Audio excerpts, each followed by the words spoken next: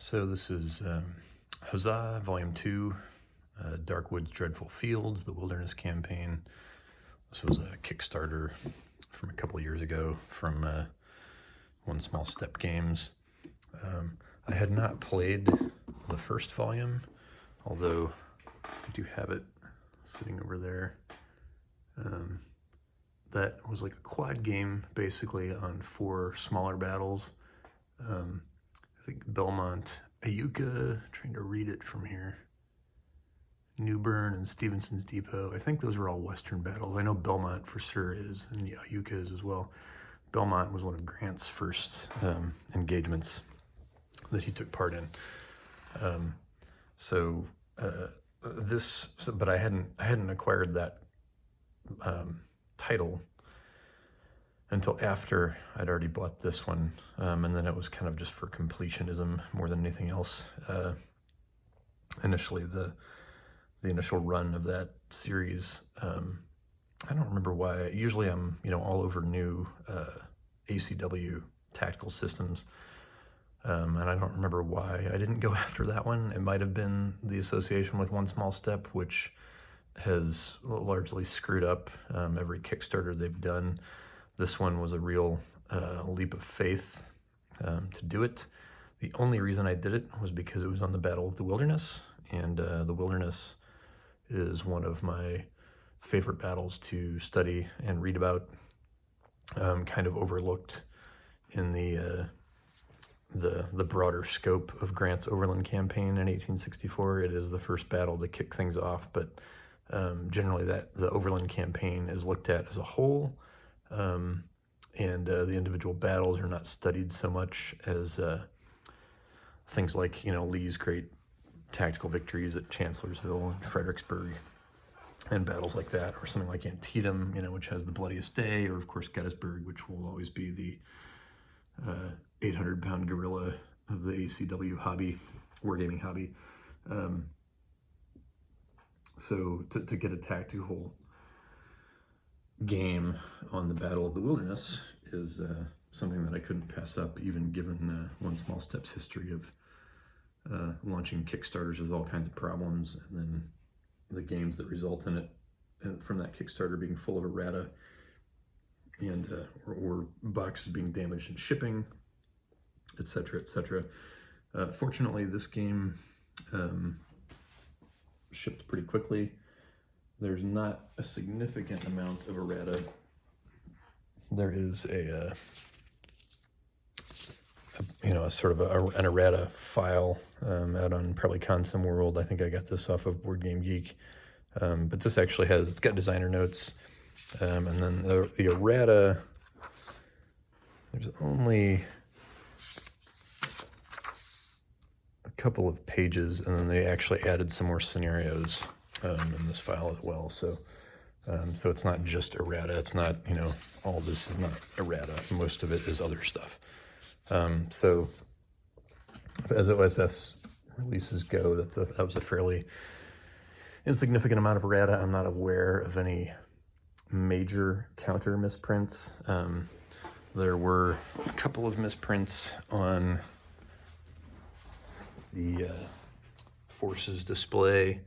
A couple of counters didn't have displays on the tree to put them on, so just a couple of errors there.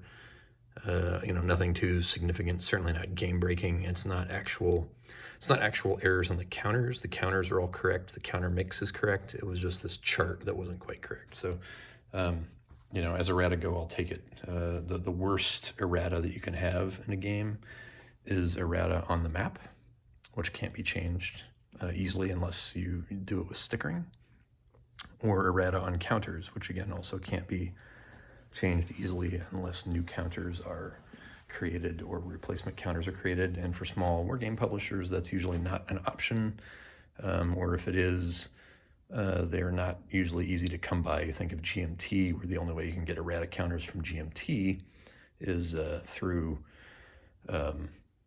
the C3I magazine, which is not a GMT publication. It's a third-party Roger McGowan publication, and just his long years of association with GMT, he is their outlet for making errata counters available, but you got to buy a $40 magazine in order to get GMT's errata counters. One company that does just make their own errata counters and send them out, Decision Games. Amazingly, something that Decision Games does well, which is give errata counters out to anybody who's registered copies of their games on their website. They will just automatically mail them to you. So that's very cool. I don't know another company that has done that. Maybe Compass. I think Compass is, and when the rare instances when Compass Games has actually printed out errata counters for a game, they've mailed them before. I want to say they did that on some game that I have, possibly Nations in Arms.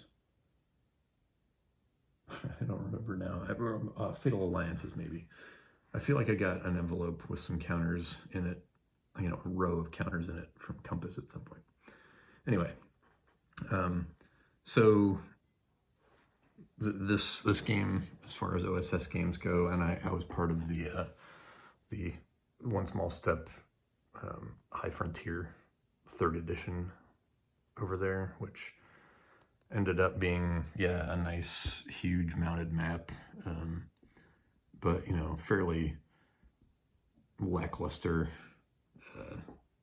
components overall for that game. And it took them, I don't know, they were like a year overdue or something. And then the company they worked with to ship the games didn't package them properly. And so all these people, and because it was so heavy, if you don't have a lot of packing material in a very heavy box, the slightest ding is gonna just transfer right through. And so everybody was getting their games with crushed corners on the boxes and damaged boards, because there's all these mounted boards in there, which is why it was so heavy.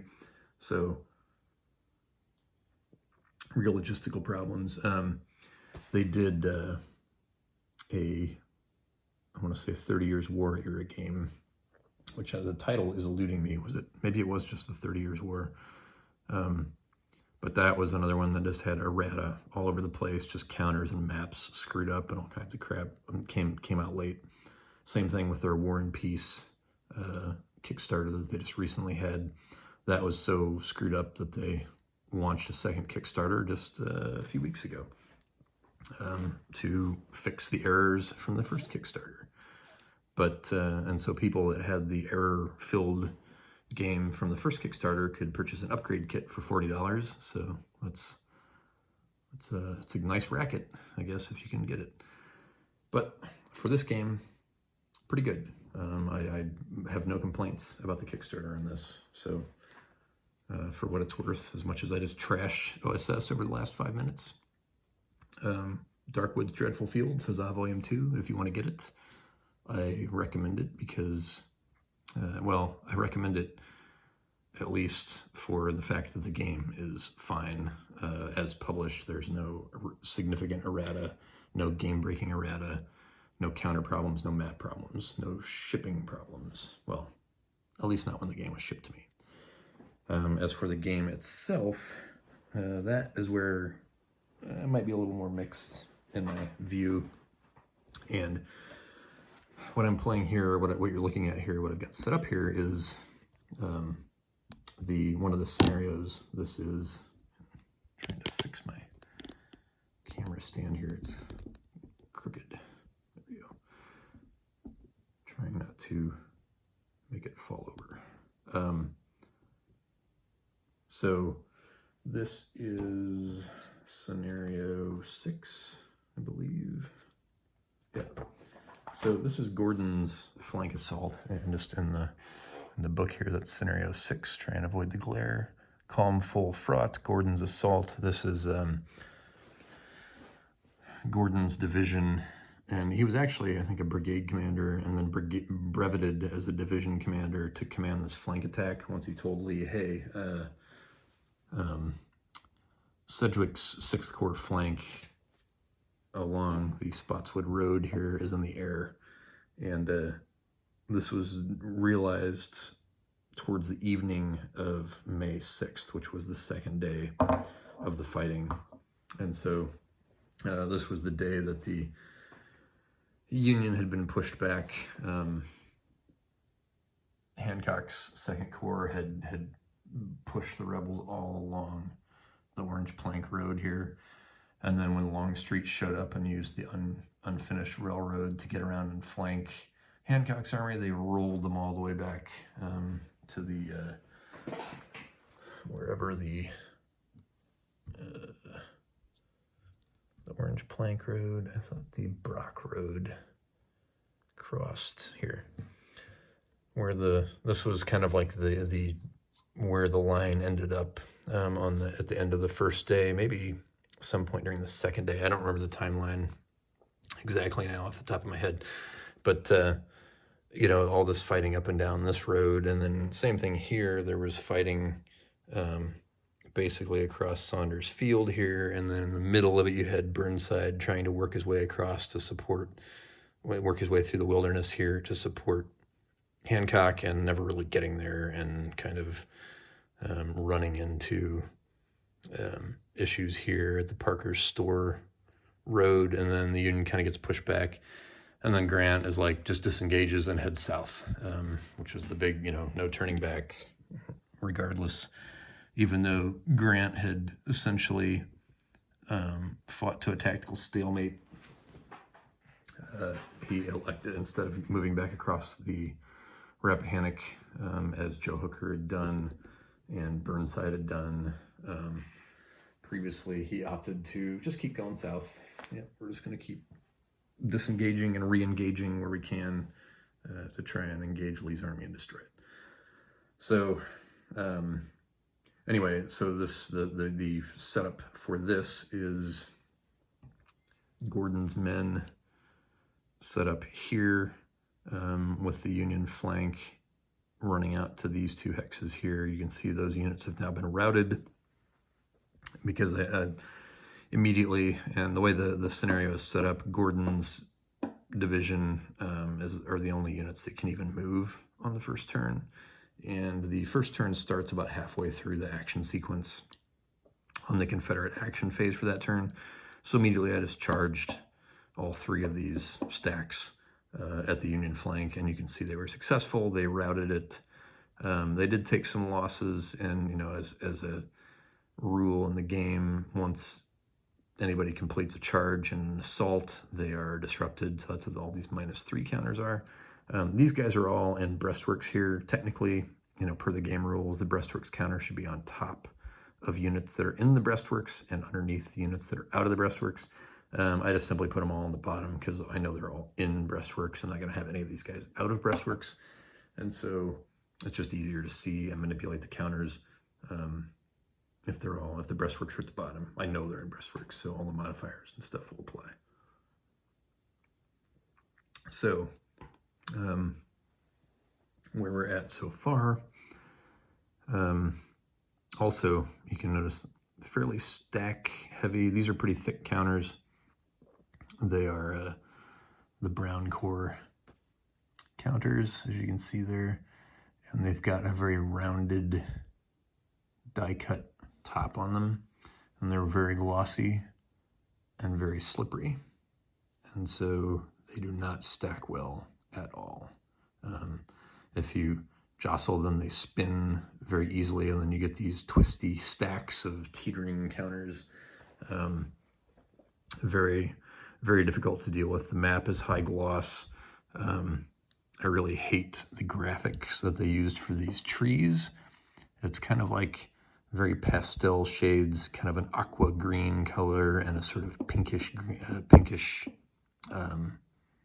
hue on some of the trees in each hex, and so it results in this very blurred looking map, and it's all very clearly computer generated graphics, but just the trees and stuff look almost blurry to me, and like when you get really close you can see, there's some detail there, but it looks more like sponge. These don't look like trees, it looks like sponges or algae. It's just very visually unappealing, at a distance that'll looks like trees, fine, but you get up close when you're actually dealing with the counters and it's just kind of muddled and ugly looking. You know, this weird sort of pastel red shade.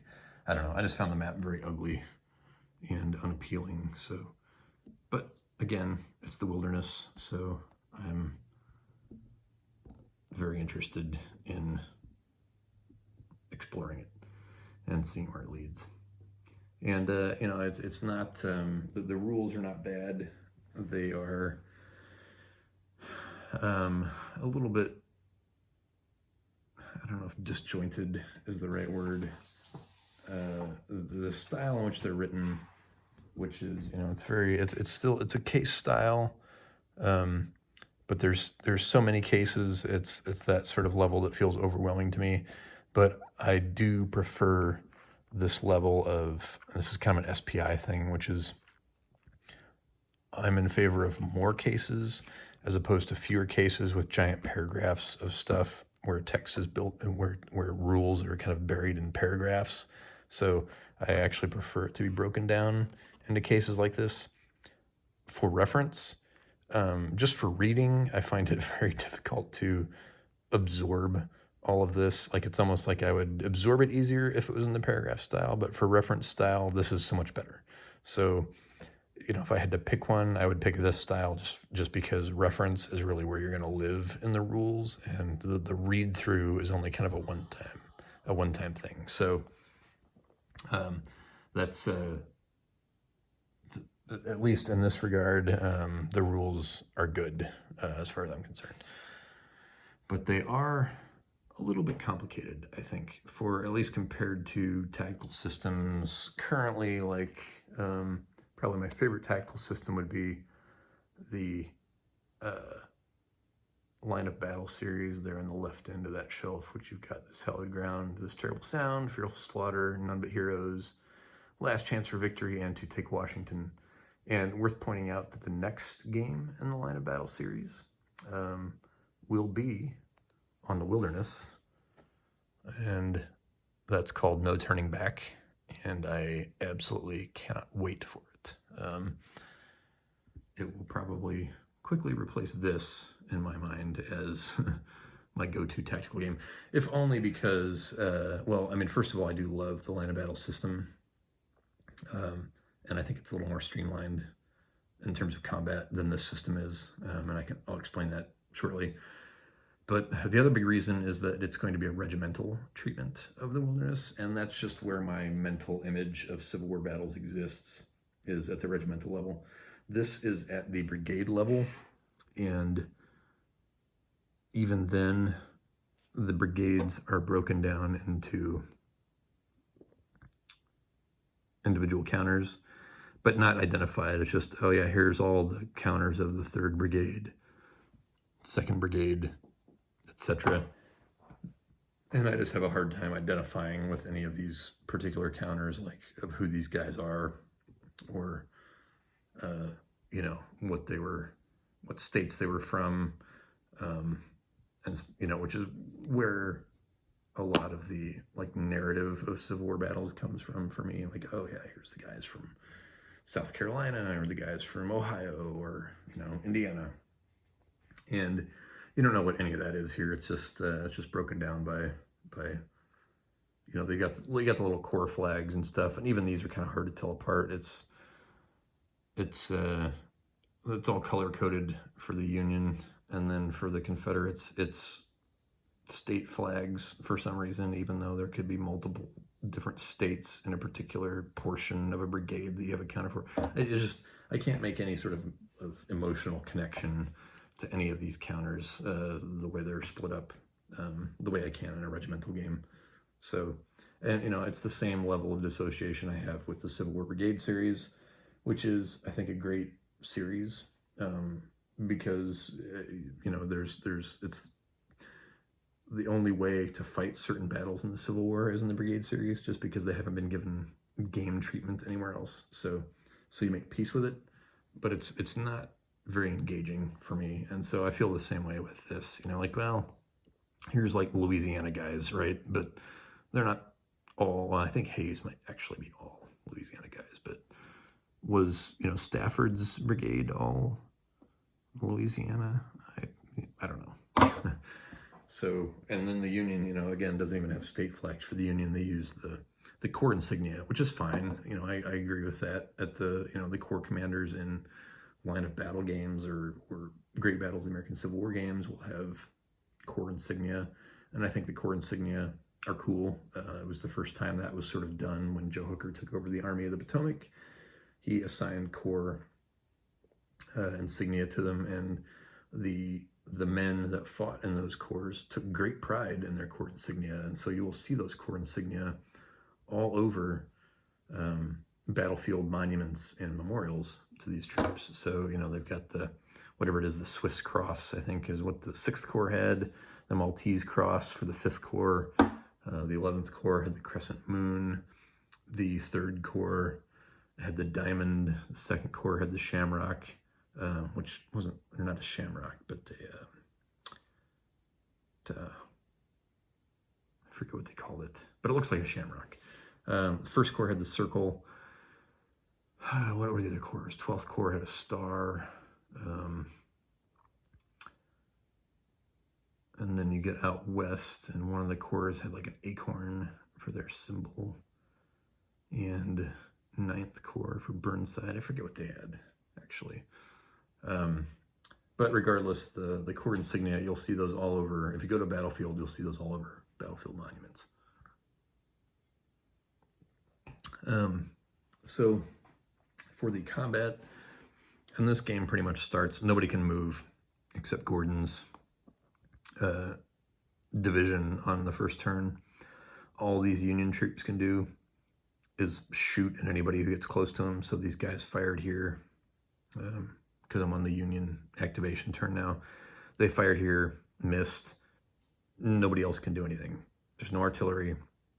Nobody here has, you know, the range in woods is adjacent for minimum fire zones. It's 2 for clear terrain. Obviously, there's nobody in range. So the first turn is going to be very short. And the other thing is for the first 3 turns, the entire Union force is considered out of command, which just is a way to imply that they were completely surprised by Gordon's flank assault. Because, you know, clearly you've got Sedgwick here, you've got brigade commanders all within range. They would ordinarily all be within command, but for game purposes, for scenario purposes, they are not in command. And so they can't move or, well, they can move, but they can't charge, they can't enter an EZOC, they can't enter an enemy minimum fire zone, which means, you know, even if I wanted to try and shore up this flank here, for the first 3 turns, I can't. Like, this is as close as I can move. So as long as the Confederates keep moving, which, you know, it's going to be difficult to do if they're disrupted, as long as the Confederates keep moving, they can kind of prevent a coordinated Union response, because the Union can't enter their EZOCs. So for the first 3 turns. After that, I think command reverts to normal for the Union. But the question is, you know, will the damage have been done by then?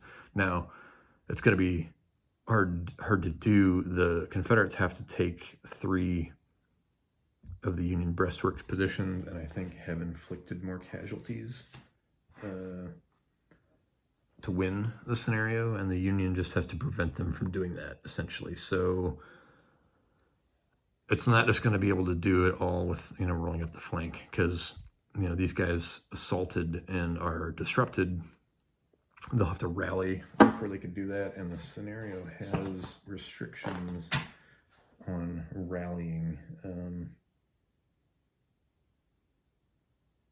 It may just be actually for the first turn. Yeah, nobody can rally on the first turn. Oh, and no units at all can recover O-hits. So O-hits are essentially like the casualty markers. They're away, these little explosions. You can have 1, 2, and then on the 3rd one, you will flip the counter over. Oops. Flip the counter over. You'll remove the O-hits, but you'll flip the counter over to its reduced side. And you can see here, they have a 0 firepower and a 2 morale on their reduced side. So they're pretty good. there. That's, 5 is decent morale. It's not great. You've got better morale like on Hayes down here, which is, I think, the Louisiana Tigers. They've got a 7 morale. So it's not terrible. With these guys, you can see are already at 2 O hits apiece. And O hits are what you get during fire combat or assault combat. When hits are scored, you add O hits. So you can get 2 O hits, reduce 2 more O hits, dead. So these guys are already kind of at their threshold of being reduced down to too weak to do very much. So it's not, they've shattered the flank here and routed all these Union units, which are not going to come back. Since they can't get any O hits back, they're going to be pretty ineffective. They're out of command, so they can't actually rally. I think they can rally if they're out of command, but it's going to be tough because their morale is reduced. So, I mean, you're talking about these Union stacks that have, oops, this can go away, have a morale of 1. They're going to have to roll a 0, basically. Even if you stack all these units together, to get their modified stack morale. And so that's how you calculate morale for a stack, is you add all the morales together, you divide it by the number of units in the stack, and then you drop any fractions. So that basically means it's always going to be like the lowest average morale. So in this case, their morale is going to be 1. You subtract 1 for, I believe it is, have their modified morale reduced by 1.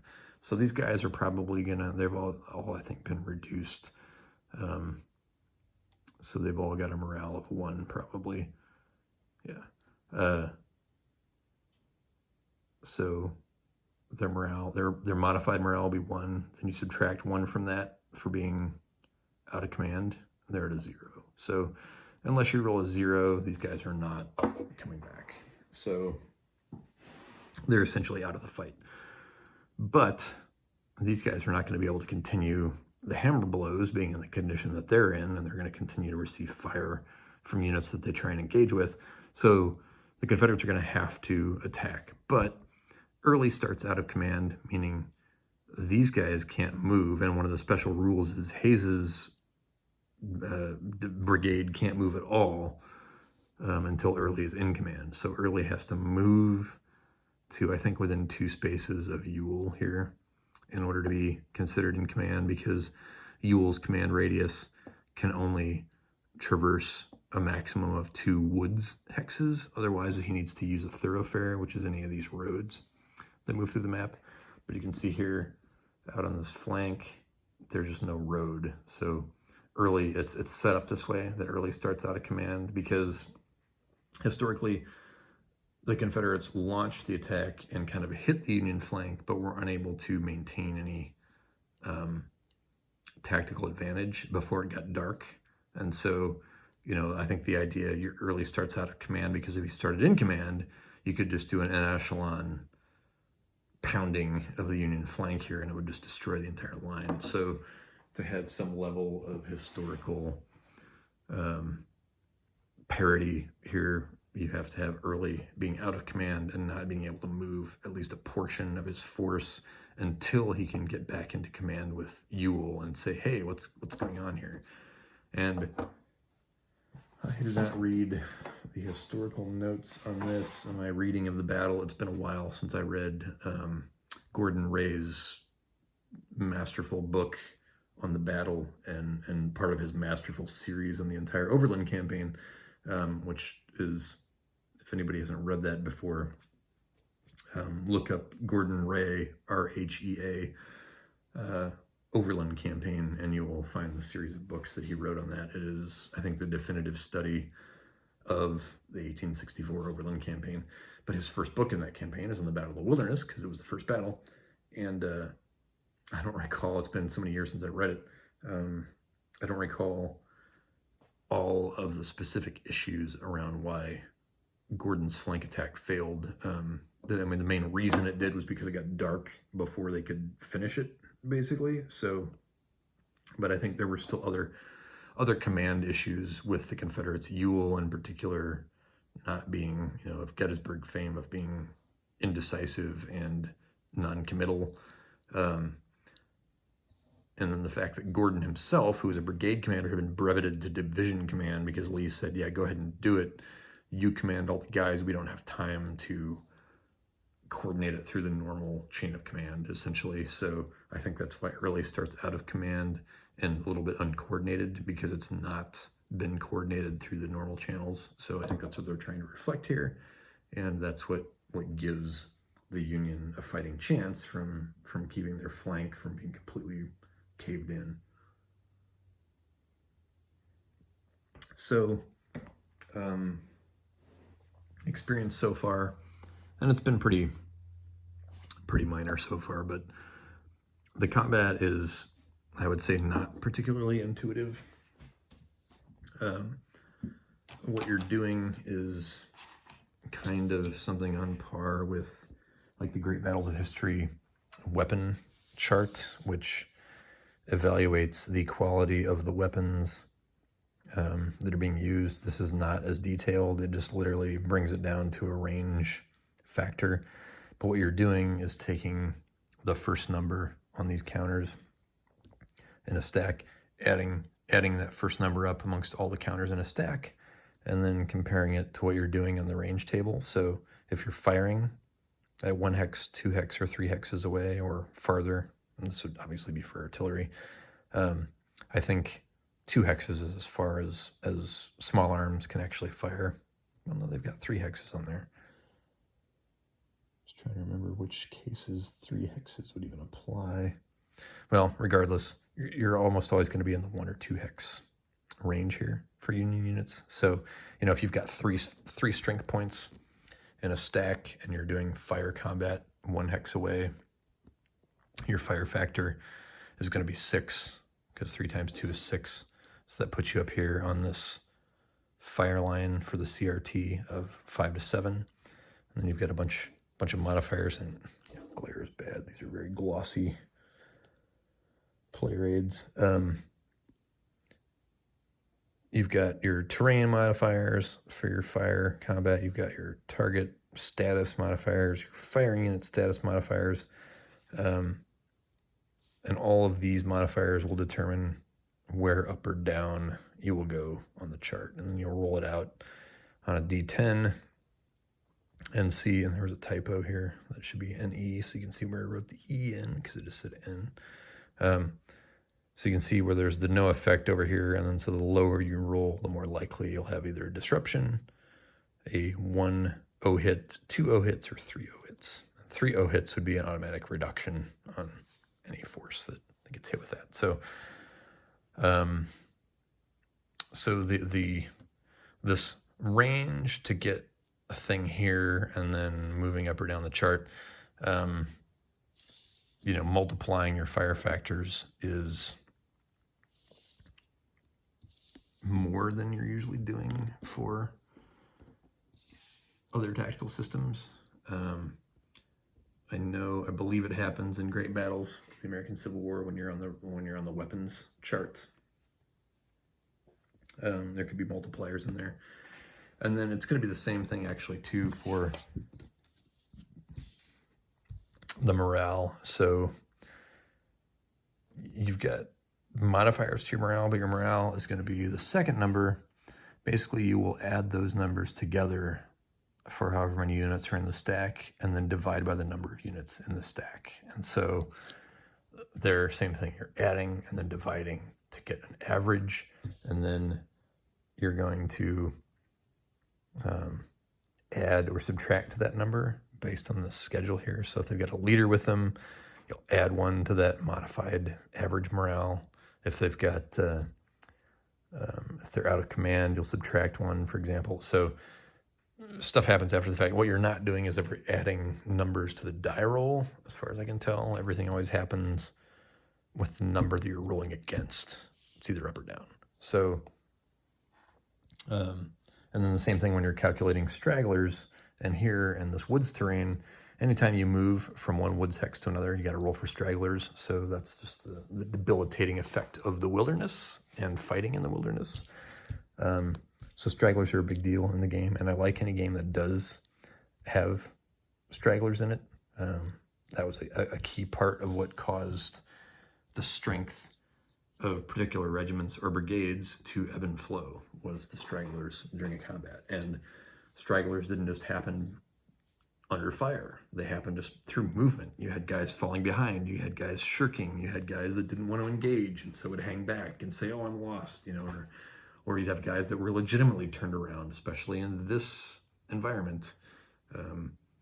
You know, stragglers were had a very real strength impact on the moment-to-moment fighting as it happened. So I do think straggling rules are good in Civil War systems. So, you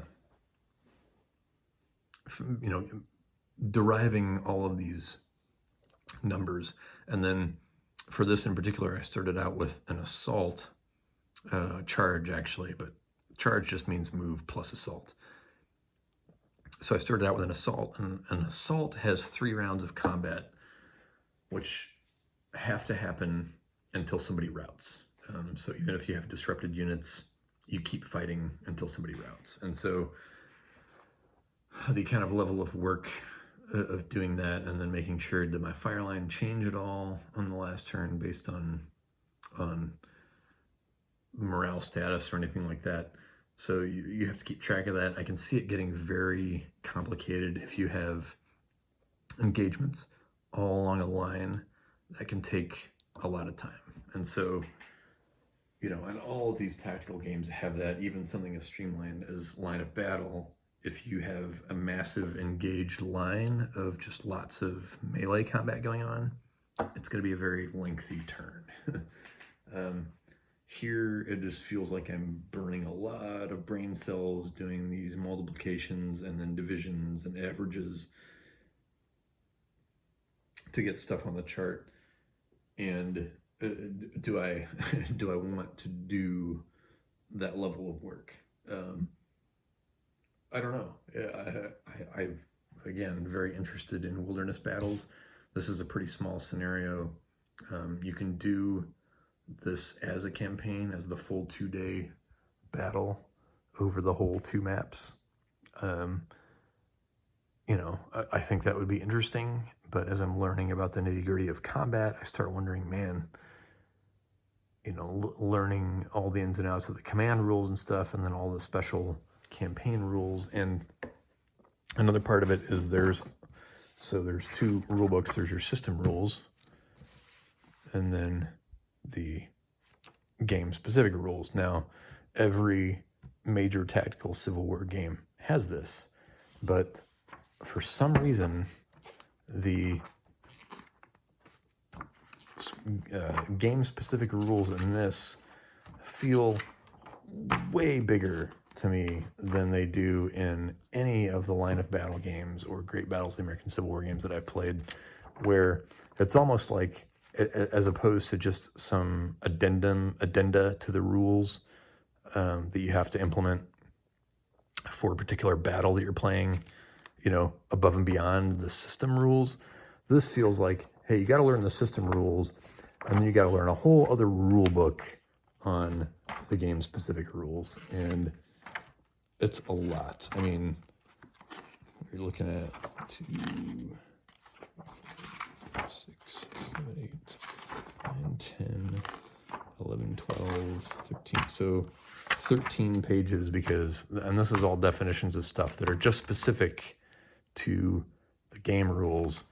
So you have to learn all this, you know, learn all these definitions and new terms or variations on terms that you learned in the system rules that are twists on them for this game in particular. This felt just much heavier to me than other battle-specific game rules for other systems. So, and maybe it's because I was also learning the system when I was learning this, but regardless, it feels a lot more cumbersome, and not nearly as, it's like just whole different rules in this, especially around command, as opposed to, just how the game actually functions in the system rules. So more so than other systems that I've felt. And so I do feel a certain level of intimidation, and I do feel like daunted in trying to attempt the campaign of this. And I doubt I will attempt the campaign anytime soon. To be honest, I suspect no turning back for the line of battle treatment of the wilderness will be out before I ever actually tackle the campaign for this. But I did want to learn the system, the combat, the movement, command, that sort of stuff. I did want to at least dip my toe into it, try it out, see how it works.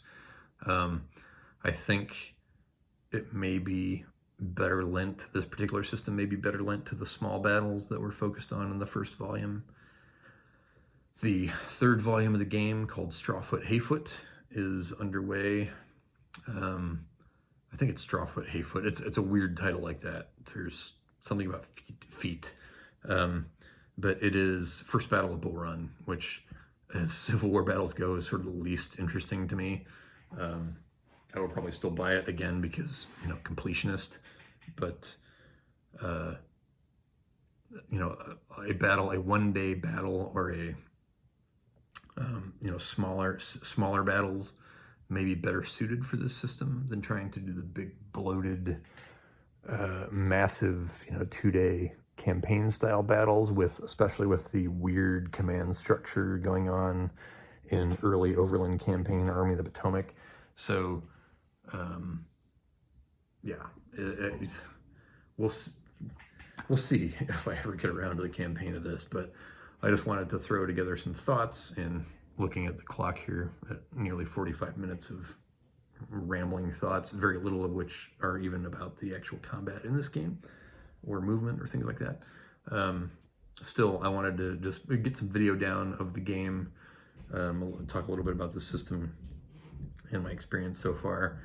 I certainly don't want to sound like I'm coming across as negative, but you get very spoiled on how easy combat is and how comparatively fast it is in the line of battle system. Or, for me, I'm very used to the Great Battles of History, or Great Battles of the American Civil War system, which is more complicated, more chromy, more steps than line of battle, but feels to me much more intuitive than this did. This felt like I was definitely learning something new and unfamiliar, which, multipliers and divisors to reach columns on a CRT is not new. In fact, that used to be more the way things were done. And so in that regard, this game feels a little bit old school to me, and that it's unapologetic for the complexity of its chart work, essentially. Most games are like, we don't want you doing a lot of math, just pull some numbers right off your counters and put them in a chart and roll some dice. This, you got to do more work. You got to make some averages. You got to shift some lines and columns and work it out from there. It's just a little more old school in that regard. A few more steps in there, a little more cumbersomeness. And I don't inherently have an argument against that. I have a lot of old games. I love playing the older games. But, I start to compare things to other systems, and this, to me, I start to say, yeah, if I could play the same battle and do a little less work, I think I probably would, because I don't know that I'm going to see and experience enough differently here narratively and experientially to make the extra work pay off. You may see some slightly different things, but with something fought in this system versus either of those other major systems. But is it worth the work in the end? Is there enough difference to make it worth the work? Am I getting such a different experience here, and a satisfyingly different experience, that does it make it worth it to put the little extra nuance in, a little extra steps in, on your combat resolutions and things like that. So, and that's where the question is, does system matter in your experience in these games? And for anyone from the Advanced After Combat Board Game Geek Guild watching, yes, system matters. It's not just about RPGs, man. It can apply to war games too. So I'm going to play this scenario out. It's only 5 turns, but I just wanted to get some thoughts on film. I doubt I'll do another video on this game unless I revisit it at some point, but wanted to put it out there. I would encourage people to check it out. I'm not rendering a verdict of, oh my God, don't waste your money, or absolutely go buy it. I would say if you are interested in the Battle of the Wilderness, I would say pick up a copy, because there's not many options for you. So that was why I have this at all, was because, like I said at the beginning, I would not have gone through one small step to get a game unless it's something that's of very great interest to me, and the Wilderness absolutely is. My only turnoff here, like I said, is that it's not regimental, but it is still the Wilderness and is still a good study of the battle, and definitely by somebody who knows a lot about the battle and appreciates the unique challenges that this battle presented to both sides of the battle. So I would say, if it's at all of interest to you, check it out and find a copy. If you're ambivalent about your Civil War battles, like I don't really know a whole lot about different battles, I just enjoy wargaming, yeah, you might wait on this one and see what the line of battle, no turning back coverage of the Wilderness does for this battle. So anyway, just some thoughts.